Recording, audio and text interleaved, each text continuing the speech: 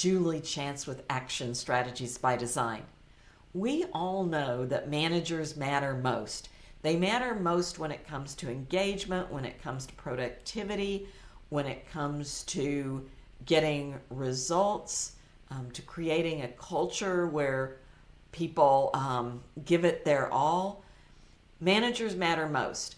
And yet, many people leaders report not feeling well equipped to create that environment and do those things that help people perform and motivate people to perform at their very best. And that's why I'm so excited to let you know that Everything DiSC Worksmart on Catalyst has launched. Everything DiSC Worksmart is a series of 5 short modules designed to be facilitated either in person or virtually. They take about an hour each, and they are an add-on or the next step to Everything DiSC Workplace. So once people don't have to once somebody has taken a workplace profile, they don't have to answer any additional questions. The content for Everything DiSC Worksmart is simply unlocked and appears in the Catalyst account. So once somebody has Everything DiSC Worksmart, they will have a tile that says Discover Worksmart on the home page of Catalyst. When they click on that, it will take them to the Worksmart area of Catalyst. There's an action planning tool that can be utilized over and over again. And then there's 5 modules, as I mentioned a minute ago. The 5 modules are Giving Constructive Feedback and Managing Conflict. Those 2 modules are currently available. The other modules, Empowering Your Team, Helping Your Team Navigate Change, and Motivating Your Team, will be released from between now and July 31st. And as those are released, anybody that has the Worksmart content on Catalyst will automatically have those opened. And during this launch period, there's a special offer, 50% discount for adding Worksmart to the profiles or the Catalyst accounts of people who already have Workplace. So, or any of the Everything DiSC assessments already on Catalyst. So here is, I'm going to tell you a little bit about, I'll tell you a little bit more about that special offer towards the end. Right now, though, I want to give you an idea of how it works. And I'm going to do that by jumping into the Giving Constructive Feedback module and walk through that module, share a little bit of the content with you. And then in future videos, I'll look at the additional modules. So let's jump in and start with Giving Constructive Feedback. If you were doing this in a facilitated session, this is what the facilitator would ask you to do. They would ask you to click on that tile, and you would get information of an overview of the session. So in this Giving Constructive Feedback session, we're going to cover the 4 elements of feedback. We're going to look at your relationship to feedback, what's easy and what's hard, and we're going to look at some strategies for doing that.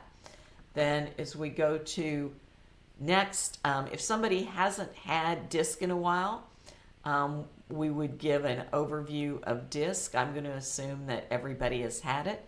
And then we'd have a discussion about what makes feedback hard. You might do it as a poll, especially if you're doing this virtually, and get people to choose which of these things tends to make feedback hard for them. And then there'd be a discussion about really getting people to think about when's a time you received or gave feedback and it was really helpful. What made it so helpful? Again, a large group discussion about this or a poll. And then we would dive into the elements of constructive feedback. And the premise is that effective constructive feedback is direct, it's encouraging, it's given in a way that's receptive and objective. And typically, one of these elements comes easier for some people, while another element's going to come easier for others. And to some degree, this isn't 100% correlation, obviously. It's a model, and as Dr. Mark Scullard, the director of product development, Wiley likes to say, all models are wrong, some are useful. So this won't be 100% correlation. However, there is a tendency where people who have the D style tend to find it fairly easy to be direct and maybe a little more difficult to be receptive. That's flip-flop for the S style. People with the C style typically find it relatively easy to be encouraging, more difficult to,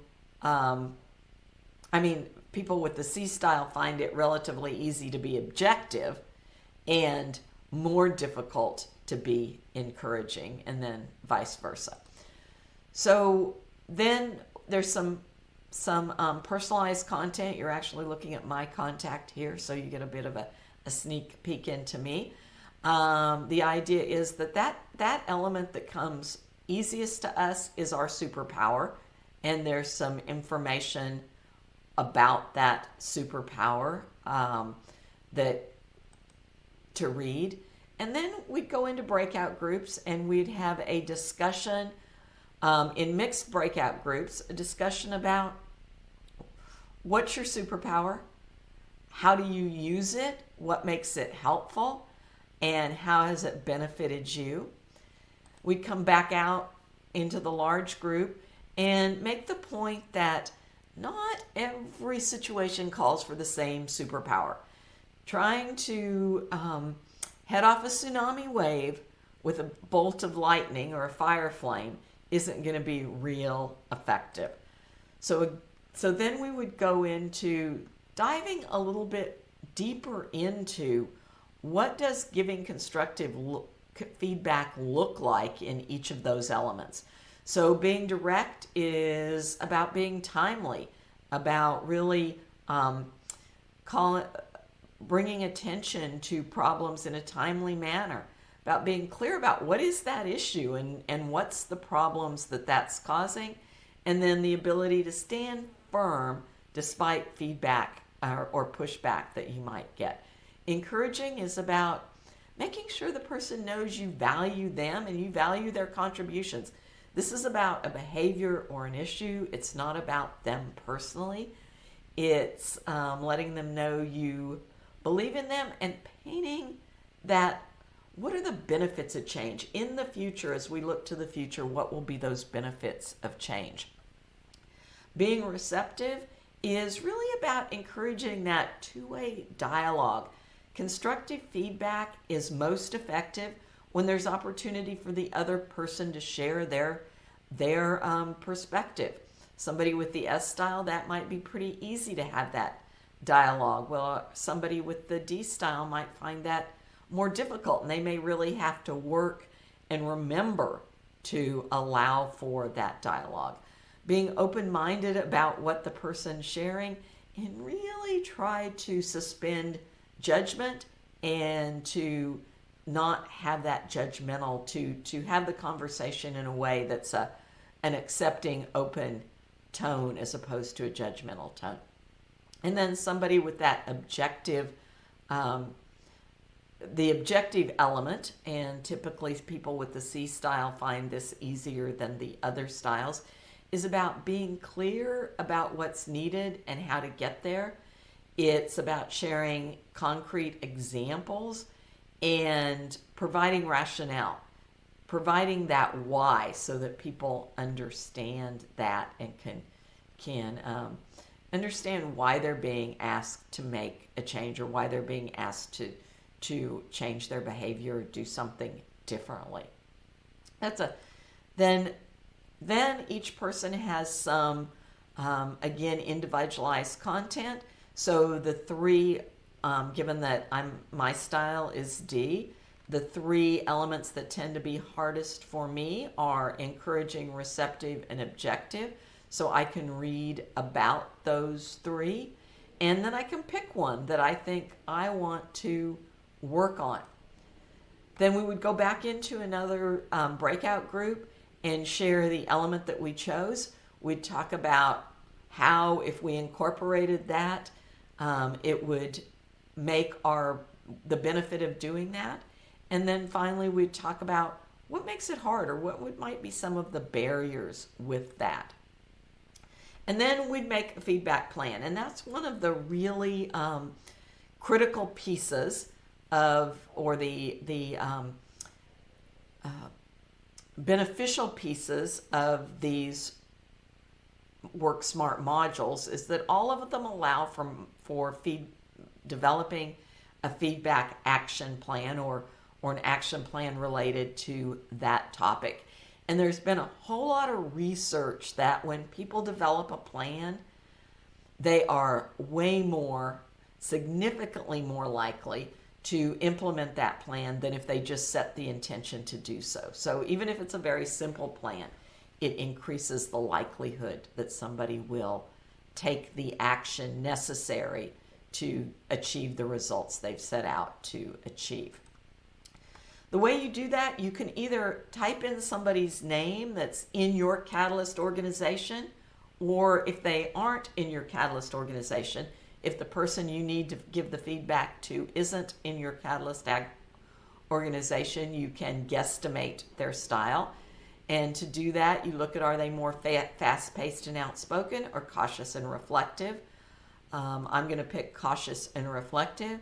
And are they more questioning and skeptical, or are they more accepting and warm? I'm going to pick accepting and warm.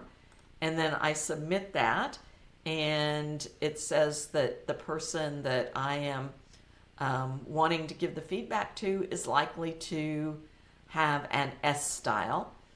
So I click on that, and it gives me some information on understanding my colleague.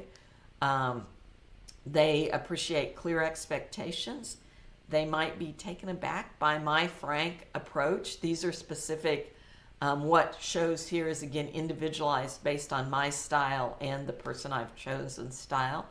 They might hold back their true opinions, and they care about being dependable. And I could drop each one of these down and get more information. I'm going to take your colleague may be taken aback by a frank approach, and I'm going to read a little bit more about that. They're probably less fast-paced and direct than I am, and what I might consider to just be a normal conversation might come across as intense or confrontational to them. So my normal approach that I see is just how I communicate. They could see that as actually being confrontational. So something important for me to know. And then I have the opportunity to choose two things that I think it would be helpful if I focused on when giving this feedback. And I think I probably need to make space for them to speak up. And I probably need to make sure I ask for their point of view. So those are the two things, as I've read through these, that I think is most important for me to do. Click on next, and then it asks me to make a plan. So the approaches I chose was to make space for your colleagues to speak up. And that's the receptive element, and also asking for their point of view, which is the receptive element. Gives me some tips for doing that. I need to pause and ask them some questions or concerns, what their questions or concerns are.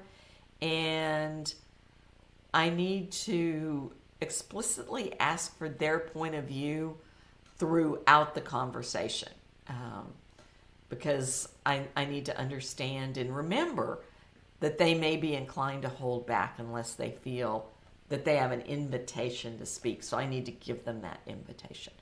And then there's some discussion questions for me to think about and answer as I plan to have this conversation with this colleague. Once I have answered those, I can think about how am I going to hold myself accountable, and maybe do I want to find somebody to be an accountability partner for me. And then it asks a question about something I've learned that I want to remember and carry into the work. And then there's some tips for going forward. Once I've done all of that, we're going to save and exit. And it will take us back to the Worksmart page where where we can go into another one if we wanted to. Or once this content's been unlocked, a manager can come back to the Worksmart area time and time again to either review their saved action plans or create new action plans.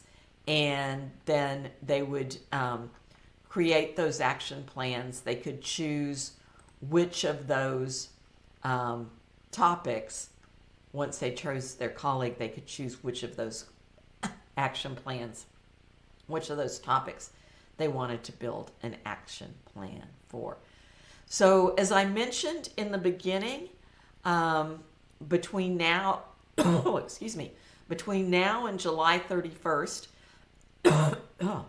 that's July 31st of 2025, just in case somebody's watching this later on down the road. Worksmart can be added to an existing profile for 10 credits beginning August 1st. So after July 31st, beginning August 1st, it's going to be 20 credits. So now is really a great time to pilot this with a group of managers within your organization. And if you're interested in doing that, if you're interested in learning more, please reach out and I can walk you through the process of doing that. And I hope you're as excited about this new innovation for Catalyst as I am.